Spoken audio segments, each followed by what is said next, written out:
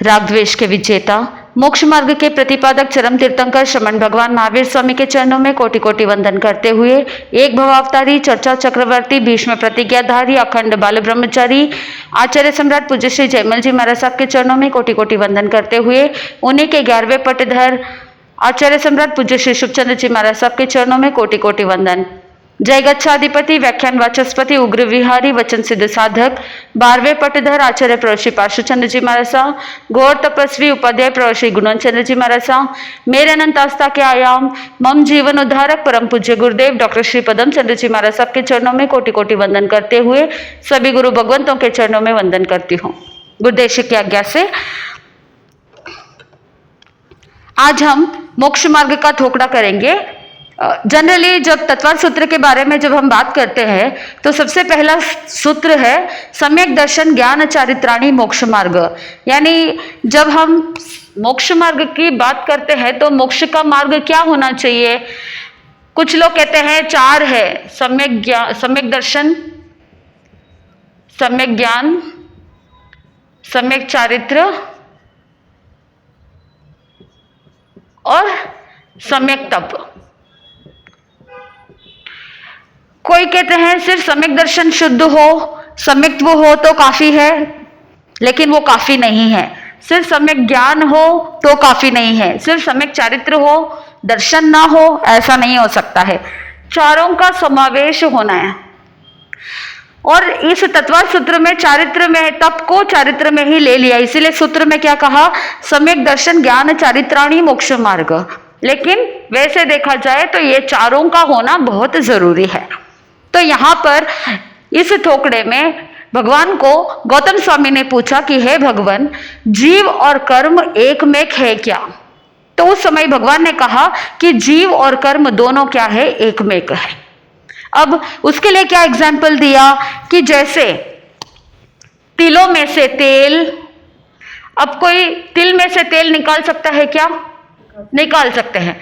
जैसे तिल में से तेल, फूल में से खुशबू, दही में से घी, खर पृथ्वी में से हिंगलू और पाषाण में से धातु।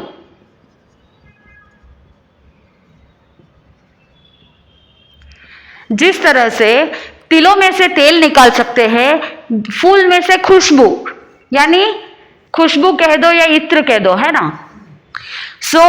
फूल में से खुशबू निकाल सकते हैं और उसके अंदर एक मेक है। फूल को और खुशबू को दोनों को एक मेक हुआ हुआ हम देख सकते हैं। अब तिल को देखते हैं तो बाहर से देखने के लिए लगता है कि तिल है, इसके अंदर तेल है क्या ये पता नहीं है। छोटे बच्चे को पूछेंगे तो वो कहेगा ये तो तिल है, इसमें तेल है नहीं है पता नहीं।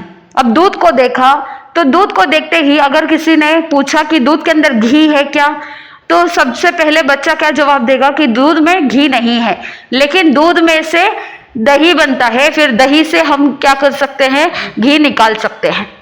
तो जिस तरह से दही में घी है और पाषाण में धातु है, माइंस के अंदर ही एलिमेंट्स रहेंगे, मेटल रहेगा, उसी में से पाषाण में से ही धातु निकलेंगे। और खर पृथ्वी में से हिंगलू एक टाइप का पृथ्वी का एक है, एक तरह की मिट्टी टाइप होता है। तो खर पृथ्वी में से मैं हिंगलू, ये सारी चीजें जैसे एक मेक है, वैसे ही जीव और कर्म ये दोनों ही एक मेक है। अब जैसे कोई एक जीव है, उसके साथ कर्म के जो आत्म प्रदेश शरीर के अंदर एक मेक होकर के रहता है। जैसे आत्मा में आत्म प्रदेश कैसे होते हैं कि फॉर एग्जाम्पल इसका अगर हम इंटरसेक्शन करते हैं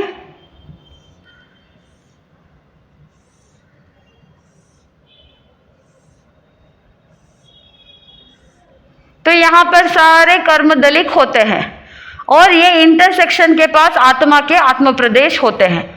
तो ये कर्म और आत्मा के आत्म प्रदेश दोनों क्या है, एक मेक है। जैसे दूध और पानी एक मेक है, उनको अलग नहीं किया जा सकता है, ठीक वैसे ही कर्म और वो भी अलग अलग नहीं किया जा सकता। ये जितने भी इंटरसेक्शंस होते हैं वहां पर आत्म प्रदेशों की संख्या अधिक होती है, आत्म प्रदेश इस इंटरसेक्शंस में होते हैं, और बाकी कर्म के दलिक कर्म पुद्गल आत्मा के साथ एक में खो जाते हैं।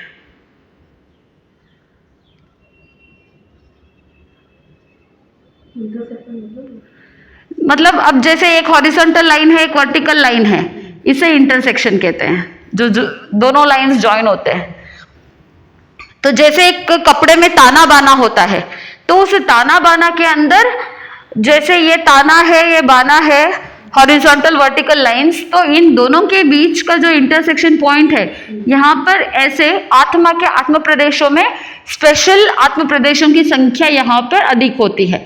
फिर ये कर्म के दलिक सारे यहाँ पर आत्मा के अंदर आत्मा के आत्म प्रदेशों में एक में खोए हुए रहते हैं। तो जैसे एक काजल की डिब्बी में काजल ठसाठस भरा हुआ रहता है, वैसे ही आत्मा के अंदर भी आत्म प्रदेश संपूर्ण शरीर के अंदर व्याप्त रहता है। ठीक है, तो यहाँ पर जीव और कर्म दोनों ही एकमेक है। अब भगवान को गौतम स्वामी ने पूछा कि भगवान, जब जीव और कर्म एकमेक है तो क्या जीव और कर्म दोनों अलग अलग हो सकते हैं क्या? तो भगवान ने कहा कि कोई एक कलावंत पुरुष अगर थोड़ा सा पुरुषार्थ करे तो तिल में से क्या निकल सकता है? तेल निकल सकता है। फूल में से वो इत्र निकाल सकता है।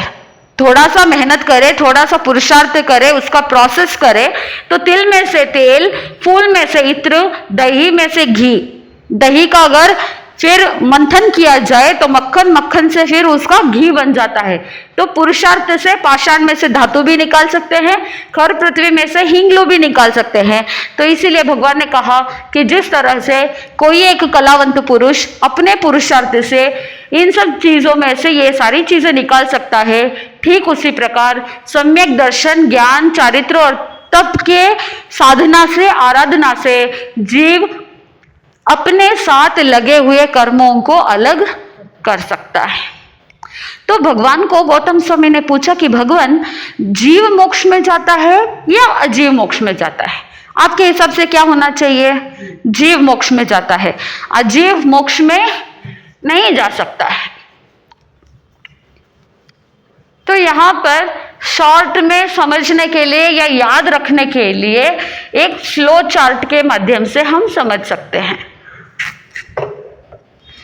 सबसे पहले भगवान को पूछा कि भगवान, जीव मोक्ष में जाता है या अजीव? भगवान ने कहा जीव मोक्ष में जाता है।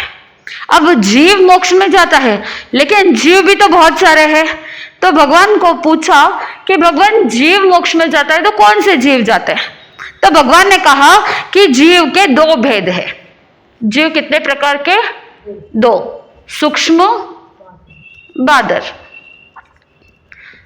सूक्ष्म ये जीव ऐसे जो हमारी आंखों को दिखाई नहीं देते, बादर यानी स्थूल जो आंखों को दिखाई देते हैं, बादर पुद्गलों से बने हुए रहते हैं। अब सूक्ष्म जीव मोक्ष में जा सकते हैं क्या? नहीं जा सकते। संपूर्ण लोक के अंदर ये सूक्ष्म जीव ठसाठस भरे पड़े हैं। बादर जीव जो है वो बादर जीव कहाँ पर रहेंगे? त्रसनाल में ही रहेंगे। जो उस दिन भी लोक स्थिति के ठोकरे में हमने बीच में वो एक त्रस नाड़ी लिखी थी, तो उस त्रस नाल में ही बादर जीव हो सकते हैं। अब भगवान को आगे आगे प्रश्न पूछते हैं, तो उस हिसाब से देखा जाए तो जीव के दो भेद, सूक्ष्म और बादर। फिर बादर जीव के दो भेद, स्थावर और त्रस।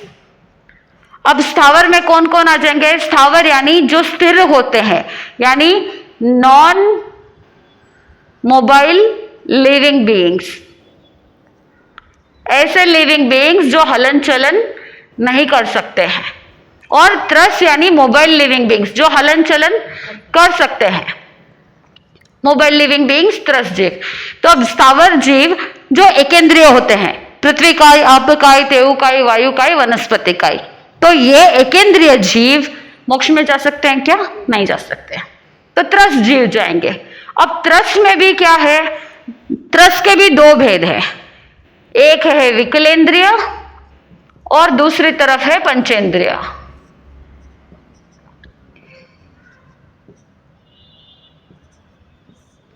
तो त्रस काय के दो भेद, त्रस जीव के विकलेंद्रिय। विकलेंद्रिय में कौन कौन आएंगे?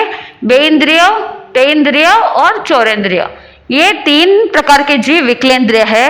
तो बेंद्रिय, तेंद्रिय, चौरेंद्रिय, उनके अंदर भी सभी इंद्रियां पर्याप्त नहीं है, वो इतने डेवलप्ड भी नहीं है, इसीलिए वो भी मोक्ष में नहीं जा सकते हैं। तो हम क्या देखेंगे? पंचेंद्रिय के प्रति हम थोड़ा सा सोच सकते हैं कि पंचेंद्रिय में कौन जा सकता है।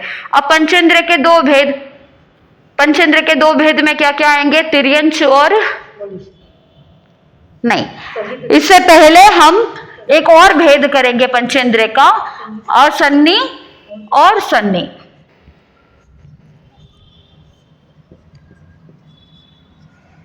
इस तरह से भी लिखा जाता है और किताबों में इस तरह से भी लिखा जाता है, ज्ञ। तो दोनों एक ही है। सन्नी का मतलब होता है जो मन वाले जीव है वो सन्नी, जो बिना मन वाले हैं वो असन्नी। तो यहां पर पंचेंद्रिय के 2 भेद किए, असन्नी और सन्नी। अब सन्नी के 2 भेद किए, सन्नी, तिर्यंच, पंचेंद्रिय और मनुष्य।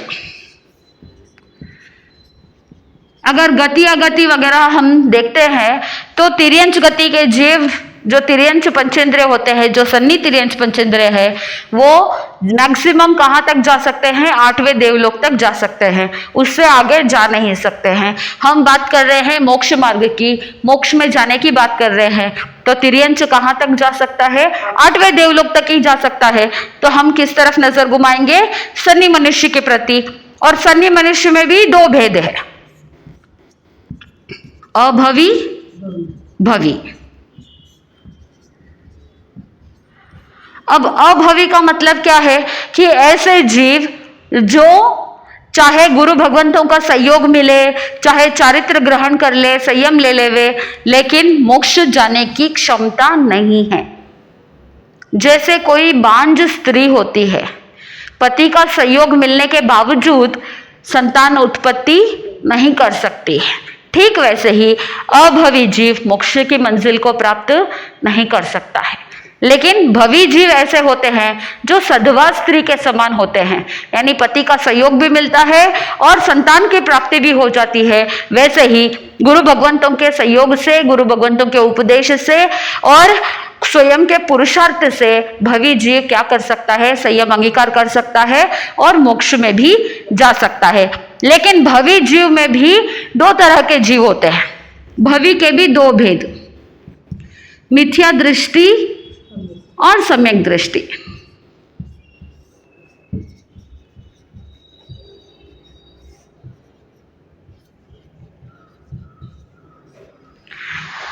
अब मिथ्या दृष्टि वाले जीव जो होते हैं, जिनकी श्रद्धा प्ररूपणा विपरीत होती है, उनका तो कुछ भी नहीं कर सकते। भले ही भवी है लेकिन मिथ्यात्व के अंदर है, तो मोक्ष पॉसिबल नहीं है। ज्ञानी जन कहते हैं कि हर एक जीव सबसे पहले उसकी यात्रा जो प्रारंभ होती है वो निगोद से प्रारंभ होती है, यानी साधारण वनस्पति काय के अंदर से यात्रा प्रारंभ होती है। तो निगोद के अंदर मिथ्यात्व होता है और हर एक जीव अनंत अनंत काल तक मिथ्यात्व दशा में निगोद के अंदर अकाम निर्जरा करते हुए धीरे धीरे यात्रा करता है। लेकिन फिर जब कोई एक जीव सिद्ध होता है तो एक जीव निगोद के अंदर 2 होती है राशि, एक अव्यवहार राशि, कभी अनुकूलता रही तो इसको डिटेल से लेंगे, एक अव्यवहार राशि होती है और एक व्यवहार राशि होती है। तो जब कोई एक सिद्ध होता है तो एक जीव निगोद में से, निगोद के अंदर जो अव्यवहार राशि है उस अव्यवहार राशि में से एक जीव व्यवहार राशि में आता है। व्यवहार राशि से निकल करके वो अपनी यात्रा प्रारंभ करता है। फिर एकेंद्रिय से बेंद्रिय, तेंद्रिय, चौरेंद्रिय, पंचेंद्रिय अनेकों बार उलट पुलट आगे पीछे होते हुए फिर पंचेंद्रिय तक आता है। तो मैक्सिमम टाइम पीरियड हमारे इस आत्मा की जर्नी का किस में जाता है? मिथ्यात्व में जाता है।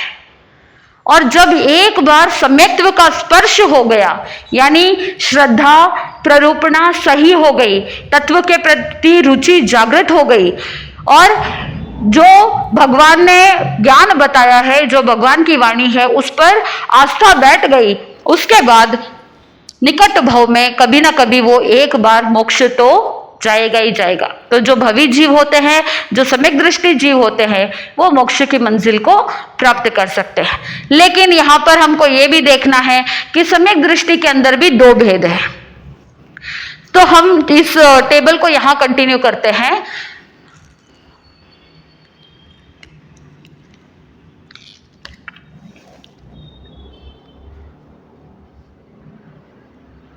तो सम्यक दृष्टि जीव जो होते हैं उनके भी दो भेद है, अवृत्ति, वृत्ति। अब जो सम्यक दृष्टि जीव होते हैं ना, वो चौथा गुणस्थान, यानी यात्रा प्रारंभ हो गई, ये पहला गुणस्थान, फर्स्ट मिथ्या दृष्टि गुणस्थान। तो पहले गुणस्थान में अनंत काल तक ये जीव रहता है, फिर बाद में सेकेंड एंड थर्ड कभी ऊपर जाने के नहीं है, वो तो नीचे गिरने वाले, जो सेकेंड वाला तो नीचे गिरने का है, सास्वादन। फिर तीसरा जो है मिश्र गुणस्थान, उसके अंदर जीव बहुत कम समय तक रहता है। तो ये जो सम्यक दृष्टि गुणस्थान है, ये चौथा गुणस्थान है। जो सम्यक दृष्टि जीव होते हैं वो दो प्रकार के होते हैं, एक अवृत्ति होता है, यानी चौथा गुणस्थान में ही रहता है, और फिर ये क्या होता है, व्रति, व्रत को अंगीकार करता है। अब यहाँ पर हमको ये जानना है कि जब जीव सम्यक्त्व को प्राप्त करता है तो कैसे प्राप्त करता है। हमने उस दिन मोहनीय कर्म के बारे में बात की थी। मोहनीय कर्म की जो 28 प्रकृतियां है, उसके अंदर दर्शन मोहनीय और चारित्र मोहनीय के बारे में बात किया था। तो सम्यक्त्व कब प्राप्त होता है कि जब दर्शन मोहनीय के जो 3 प्रकृतियां हैं, मिथ्यात्व मोहनीय, सम्यक्त्व मोहनीय, मिश्र मोहनीय, फिर चारित्र मोहनीय में से अनंतानुबंधी क्रोध, मान, माया, लोभ, उसको अनंतानुबंधी चतुष्क भी कह सकते हैं। तो अनंतानुबंधी क्रोध, मान, माया, लोभ, इन 7 प्रकृतियों का क्षय, उपशम, क्षय उपशम,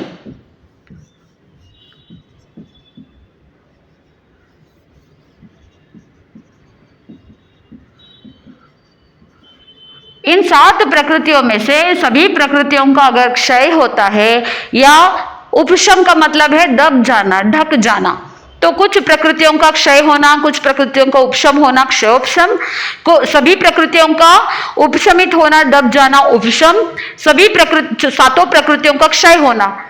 इन 7 प्रकृतियों का क्षय, उपशम या क्षयोपशम होता है तो जीव को क्या प्राप्त होता है, सम्यक दृष्टि, सम्यक ज्ञान, सम्यक दर्शन प्राप्त होता है, सम्यक्त्व प्राप्त होता है। तो इन 7 प्रकृतियों का क्षय, उपशम और क्षयोपशम होता है तो वो क्या हो जाता है, सम्यक दृष्टि हो जाता है। तो सम्यक दृष्टि में अब 2 भेद है, व्रति और अव्रति। तो अब जो व्रति होते हैं वहां पर सम्यक प्राप्त हो गया, यानी अनंतानुबंधी क्रोध, मान, माया, लोभ, ये 4 क्या हो जाते हैं, क्षय, उपशम या क्षयोपशम हो जाता है।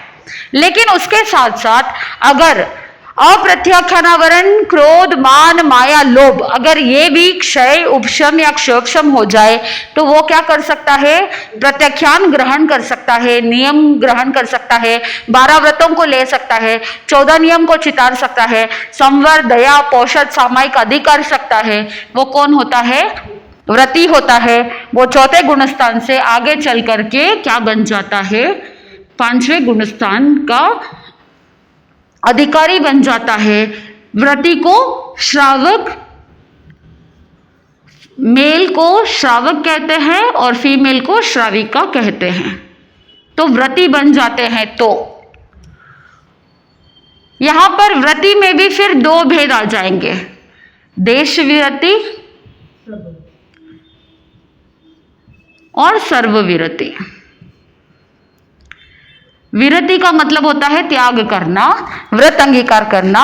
तो यहां पर हमें यह देखना है कि जिन्होंने सिर्फ आंशिक रूप से, देश यानी अंश रूप में, तो जिन्होंने आंशिक रूप से मर्यादा सहित त्याग किया है वो देश विरति कहलाते हैं, यानी श्रावक और श्राविका, जो 5th गुण स्थान वाले होते हैं। और सर्व विरति यानी जिन्होंने सभी प्रकार के सावध्य योगों का त्याग कर दिया है, सभी प्रकार के 18 प्रकार के पापों का त्याग कर दिया है, और 3 करण 3 योग से जीवन पर्यंत के लिए महाव्रतों को अंगीकार कर लिया है, वो क्या बन जाते हैं? सर्व विरति बन जाते हैं, यानी साधु बन जाते हैं।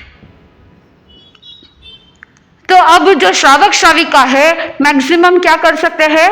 कहां तक जा सकते हैं? देवगति, 12वें देवलोक तक जा सकते हैं। तो हमारी बात चल रही है मोक्ष मार्ग की। तो हम देखते हैं कि जो साधु है, सर्वविरति है, वो भी 2 प्रकार के हैं। सर्वविरति में एक होते हैं प्रमादी साधु और दूसरे हैं अप्रमादी साधु।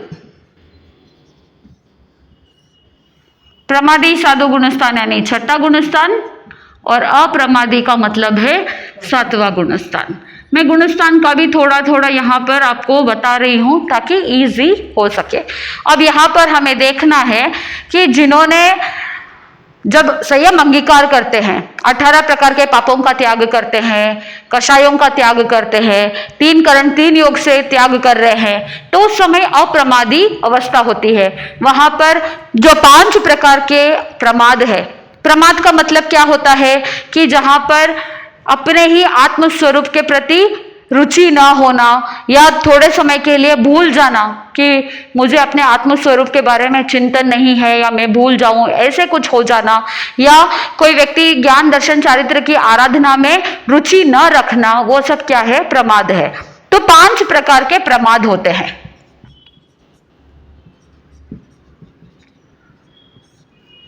पांच प्रकार के प्रमाद कौन कौन से? मद, विषय, कषाय, निद्रा, विकथा।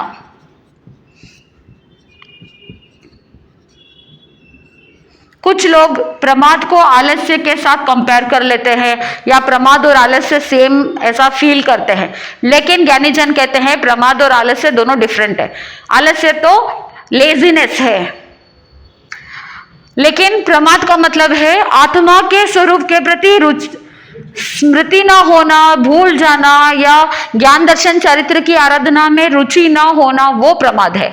मद यानी अहंकार भी कह सकते हैं, मद यानी मद्य भी हो सकता है, यानी जो इंटॉक्सिकेटिंग ड्रग्स वगैरह होते हैं, जो इंटॉक्सिकेशन करता है, व्यक्ति को सही और गलत का भान भुला देता है, उसे मद कह सकते हैं।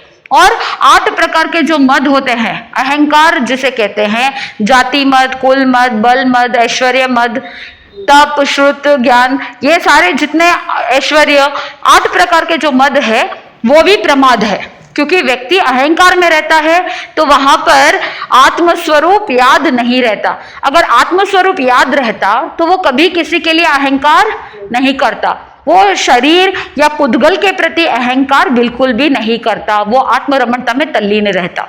तो जहां पर मद है, अहंकार है, या इंटॉक्सिकेशन है, वहां पर प्रमाद है।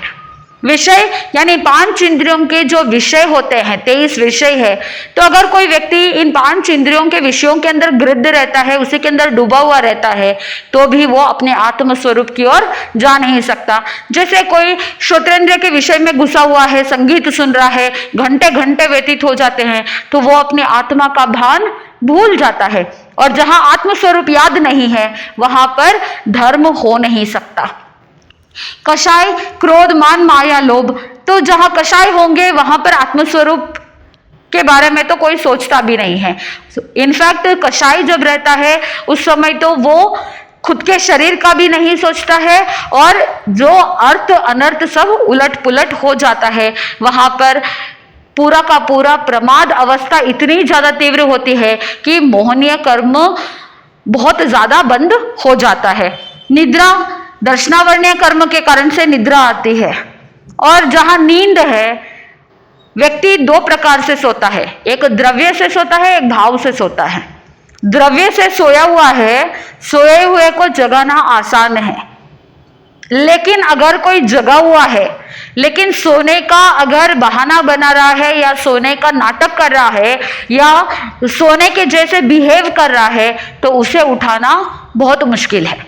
जैसे उदाहरण के लिए सुबह बच्चे सोए हुए रहते हैं, सुबह माँ बच्चे को स्कूल के लिए उठाती है, तो उस समय बच्चे को उठा रहे हैं तो बच्चा सो नहीं रहा है, बच्चा जाग चुका है, लेकिन बच्चा क्या कहेगा, मम्मी 5 मिनट्स। तो जो सो रहा था उसे उठाना मुझे इजी है, लेकिन जो ऑलरेडी उठा हुआ है लेकिन सोने की कोशिश कर रहा है या सोने का नाटक कर रहा है, उसे जगाना बहुत मुश्किल होता है। तो यहाँ पर निद्रा भी क्या है, प्रमाद है। फिर विकथा, विकथा के अंदर क्या होता है, गॉसिपिंग होता है, एक दूसरे के लिए कमेंट मारना।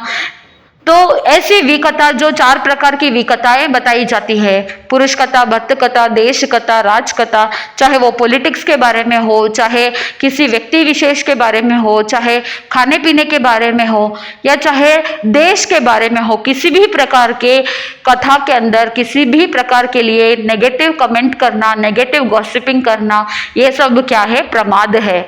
और ये प्रमाद आत्मा को पतन के गर्त में ले जाती है। इसीलिए कभी किसी व्यक्ति के लिए, समाज के लिए, देश के लिए, कभी किसी के लिए भी कभी उल्टा कंट्रोवर्शियल बातें कभी भी नहीं करना चाहिए, क्योंकि वो व्यक्ति को प्रमाद की ओर ले जाता है और ये प्रमाद आत्मा को पतन की ओर ले जाता है। तो ये प्रमाद है। जब जब भी साधु के विषय में ये प्रमाद, कब प्रमादी गुणस्थान कैसे होता है, ज्ञानी जन कहते हैं कि ये 6वां और 7वां गुणस्थान दोनों झूले के समान होता है। कभी 7वें गुणस्थान में रहते हैं तो कभी 6ठे गुणस्थान में रहते हैं, तो वापस कभी 7वें में चले जाते हैं। उदाहरण के लिए कि कोई साधु स्वाध्याय कर रहे हैं तो उस समय कौन सा गुणस्थान होगा, 7वां गुणस्थान, क्योंकि वो अपनी आत्मरमणता में तल्लीन है, ध्यान कर रहे हैं, स्वाध्याय कर रहे हैं, प्रवचन फरमा रहे हैं। तो ये सब जब अप्रमत्त अवस्था होती है तो अपने आत्मरमणता में रहते हैं। लेकिन जैसे उदाहरण के लिए विहार कर रहे हैं, गोचरी परिचर्या में जा रहे हैं, प्रवचन दे रहे हैं, किसी को कुछ सिखा रहे हैं, तो वहां पर स्वयं की आत्मा का वहां पर नहीं है, लेकिन दूसरों के कल्याण के लिए वो सारी चीजें होती है। लेकिन गुणस्थान कौन सा होगा, 6ठा गुणस्थान। तो यहाँ पर प्रमादी और अप्रमादी 2 भेद आ जाते हैं। अब प्रमादी तो मोक्ष में नहीं जा सकते हैं, क्या करना पड़ेगा, अप्रमादी। तो अब अप्रमादी में 2 भेद है, अविनीत, विनीत। शिष्य होते हैं तो 2 प्रकार के शिष्य होते हैं। अविनीत होता है यानी गुरु की आज्ञा का पालन नहीं करता है। विनीत होता है तो उत्तराध्ययन सूत्र के पहले अध्ययन में भगवान ने कहा कि जो गुरु के इंगित इशारों को समझ करके कार्य करता है वो विनीत शिष्य कहलाता है। तो इसीलिए ज्ञानी जन ने कहा हर एक साधक को विनय भाव रखना बहुत जरूरी है, क्योंकि जहां विनय होगा वहीं पर साधक ज्ञान को और अधिक वृद्धि में ले सकता है। अब विनीत है, लेकिन विनीत में भी 2 भेद है, अक्रियावादी, क्रियावादी। क्रियावादी में क्या होता है कि वो अपने सारे जो साधना के जो क्रियाएं हैं वो व्यवस्थित करते हैं, तो क्रियावादी होना जरूरी है। क्रियावादी के अंदर भी फिर 2 भेद है, सकषायी, अकषायी।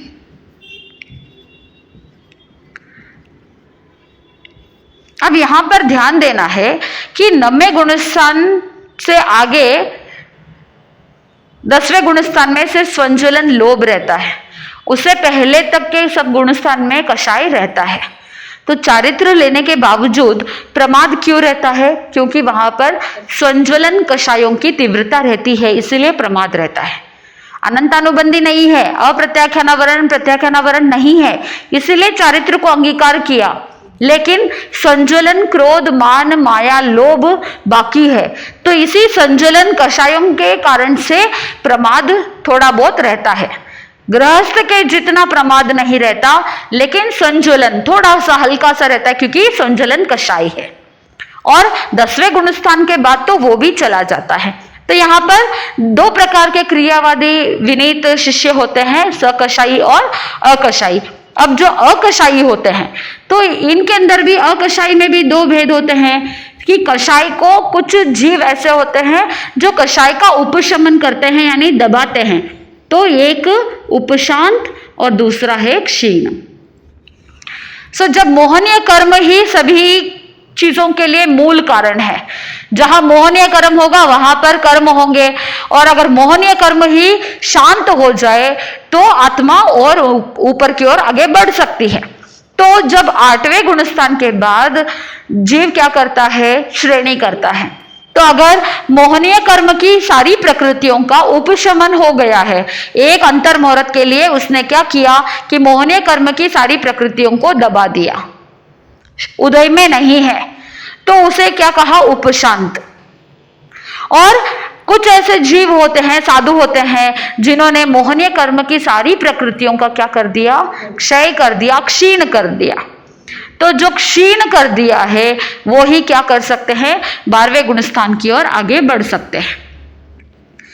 जिन्होंने उपशमन किया है, जिन्होंने दबा दिया है, जैसे उदाहरण के लिए कोयला जल रहा है, कोयला जल रहा है लेकिन जलते जलते ऊपर राख की एक लेयर आ गई है, और जब राख की एक लेयर आ जाती है तो आपको अगर लगता है कि आग बुझ गई है, लेकिन जैसे ही हवा का झोंका आता है तो फिर से वो, जैसे ही राख हटेगी तो फिर से आग सुलगने लगेगी।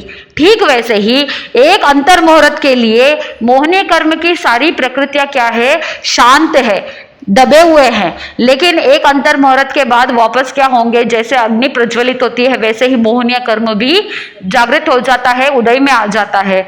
तो जब मोहनीय कर्म उदय में आता है तो वापस इससे क्या होगा, पतन चालू होगा, यानी 11वें गुणस्थान में पतन निश्चित है।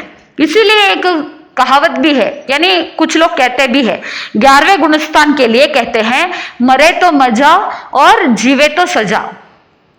मरे तो मजा इसलिए क्योंकि 11वें गुणस्थान में अगर कोई काल करता है तो अणुत्तर विमान की प्राप्ति करता है, और अगर 11वें गुणस्थान में रहते हुए अगर जीवित रहता है तो फिर वापस वो 11वें से नीचे गुड़ते गुड़ते 6ठे 7वें गुणस्थान में आ सकता है।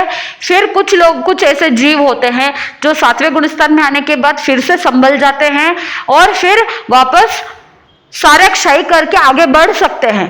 लेकिन कुछ जीव ऐसे होते हैं जो संभलते नहीं हैं, 7वें गुणस्थान में नहीं संभले तो सीधा कहां जा सकते हैं, पहले गुणस्थान यानी मिथ्यात्व में जा सकते हैं। इसीलिए कहा कि मरे तो मजा, जीवे तो सजा। 11वें गुणस्थान के लिए यह बात कही जाती है। तो यहां पर अब हम देख रहे हैं उपशांत है और क्षीण है, और क्षीण में अब 2 भेद बताए गए हैं। भगवान ने कहा जो क्षीण कर लिया है, मोहनीय कर्म को क्षय कर लिया है, तो वहां पर क्षीण के 2 भेद बताए जाते हैं।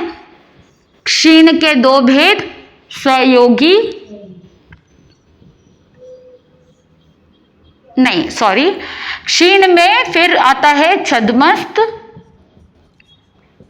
और केवली। अब जब सारे मोहनीय कर्म की प्रकृतियों को क्षय कर रहा है, कुछ समय के लिए वो छद्मस्त अवस्था में रहता है, यानी क्षीण मोहनीय गुणस्थान का अंतर मुहूर्त का टाइम पीरियड है। तो जब अंतिम समय आता है अंतर मुहूर्त का, उस समय ज्ञानावर्णीय, दशनावर्णीय और अंतराय, ये तीनों घाती कर्मों का क्या हो जाता है, टोटली ऑटोमेटिकली नाश हो जाता है, और फिर वो क्या बन जाते हैं, केवल ज्ञान को प्राप्त करते हुए केवली बन जाते हैं। तो क्षीण के 2 भेद, छद्मस्त और केवली। अब केवली के फिर 2 भेद आ जाते हैं। केवली के 2 भेद, सहयोगी, अयोगी। सहयोगी यानी मन, वचन, काय, इन तीनों की प्रवृत्ति चालू है, एक्टिविटीज चालू है, वो सहयोगी केवली गुणस्थान। फिर अयोगी में ये 13वां होता है, जिसका टाइम पीरियड जगन्य, अंतर मुहूर्त, उत्कृष्ट, देशोन 1 करोड़ पूर्व। देशोन यानी कुछ कम, देशोन करोड़ पूर्व। इतने टाइम पीरियड के लिए वो क्या हो सकते हैं, सहयोगी केवली हो सकते हैं। 13वां गुणस्थान। फिर क्या होता है कि जब मन, वचन और काया, सबसे पहले मन, फिर वचन, फिर काया, काय योग, जब इन तीनों योगों का क्रमशः क्या हो जाता है, इनकी प्रवृत्तियां रुक जाती है, योगों का कोई काम नहीं है, तो उस समय अयोगी केवली गुणस्थान की ओर आगे बढ़ जाते हैं। कि जो केवली होते हैं वो अयोगी बन जाते हैं, यानी 14वें गुण स्थान में पहुंच जाते हैं। और सिर्फ 5 लघु अक्षर अ, ई, उ, ऋ, लृ,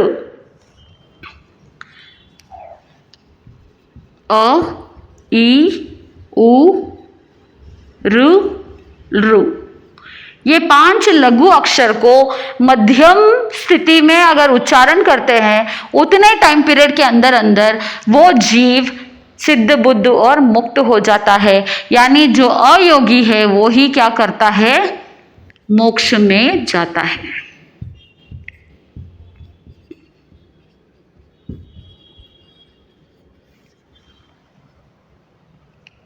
तो यात्रा प्रारंभ हुई थी जीव से, तो इतना सब कुछ होना है। जब इसे देखते हैं तो लगता है कि कितनी सारी स्थितियों को क्रॉस करना पड़ेगा, कि पहले जीव की यात्रा प्रारंभ हुई थी सूक्ष्म बादर से, फिर बादर जीव था तो वो बादर स्थावर और त्रस हुआ, फिर त्रस जीव जो है उसमें हमने देखा कि विकलेंद्रिय और पंचेंद्रिय है, फिर पंचेंद्रिय में हमने देखा असन्नी और सन्नी 2 भेद है, सन्नी के फिर 2 भेद किए तिर्यंच और मनुष्य, फिर मनुष्य के फिर 2 भेद किए अभवी और भवी, फिर भवी जीव के 2 भेद किए मिथ्या दृष्टि और सम्यक दृष्टि, फिर सम्यक दृष्टि के 2 भेद किए अव्रति और व्रति, फिर व्रति के 2 भेद किए देश विरति और सर्व विरति, फिर सर्व विरति के 2 भेद किए प्रमादी अप्रमादी, फिर अप्रमादी के 2 भेद किए अविनीत और विनीत, फिर विनीत के 2 भेद किए अक्रियावादी क्रियावादी, फिर क्रियावादी के 2 भेद किए सकषायी और अकषायी, फिर अकषायी के फिर 2 भेद किए उपशांत और क्षीण, फिर क्षीण के 2 भेद किए छद्मस्त और केवली, और केवली के 2 भेद किए संयोगी और अयोगी, और जब अयोगी केवली पहुंच जाते हैं कहां पर, मोक्ष में। तो भगवान ने कहा कि जीव मोक्ष में जाता है और वो जीव ऐसा है जो अयोगी हो, अपने योगों को कंट्रोल में कर लेवे, योगों का निग्रह कर लेता है, योगों से अयोगी बन जाता है, वो मोक्ष की ओर अग्रसर कर जाता है। इसी के साथ ये टुकड़ा कंप्लीट होता है। सेवम भंते सेवम भंते सेवम भंते।